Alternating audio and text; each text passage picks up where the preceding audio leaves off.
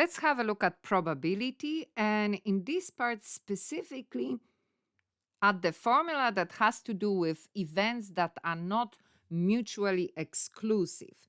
Okay, let's see.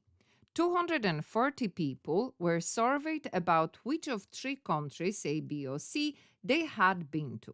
The Venn diagram below shows the number of people who had been to each combination of these countries, as well as those who have been to none of the three. And we can see that altogether 240 people, we can see that 67 didn't go to any of them, and then different combination of being either in country A or B and C, and so on. In this question, the event A is the event that a person picked at random from the 240 people surveyed have been to country A, and so on. So they are just making clear to show you. Okay, let's see. So the first one, we have to show that the probability of A is 1 over 4. So how do we do our probability calculation?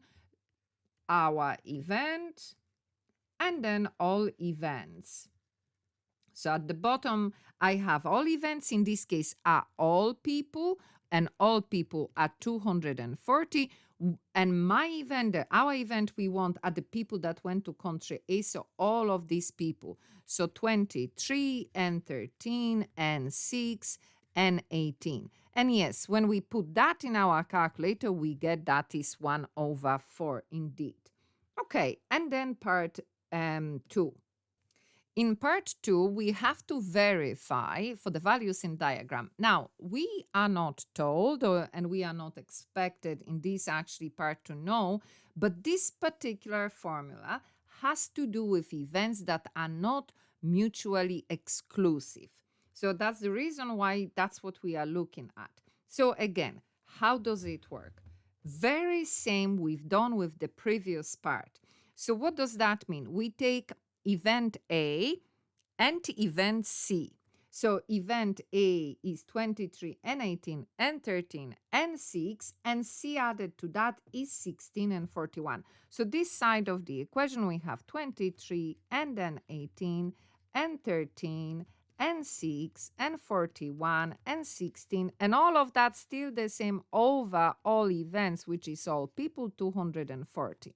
Then probability of A we've already done, 1 over 4 plus probability of C, the same idea. We are looking at C set 13, 6, 16, and 41. So that's what goes on top of the fraction. And again, over all people 240 minus, and what is that? That is the common part between A and C. So that is 13 and 6 over 240. And why is that in the formula? Because if you think about it, what that formula is about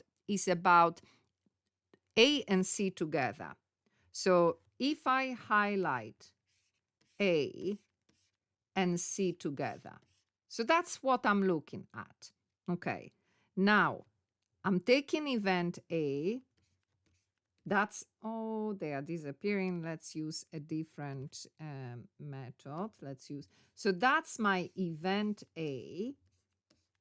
That is C. So then if I mark C, not what happened, that part will be calculated twice. That's the reason why this part is taken away, so that we don't count that twice. And again, it's very simple. Put all of that in my calculator, press equal, and we get 39 over 80.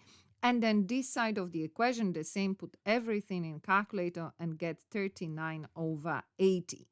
So that's how this formula works, though we are not told that that's what this formula is about. That's what it is, not mutually exclusive events.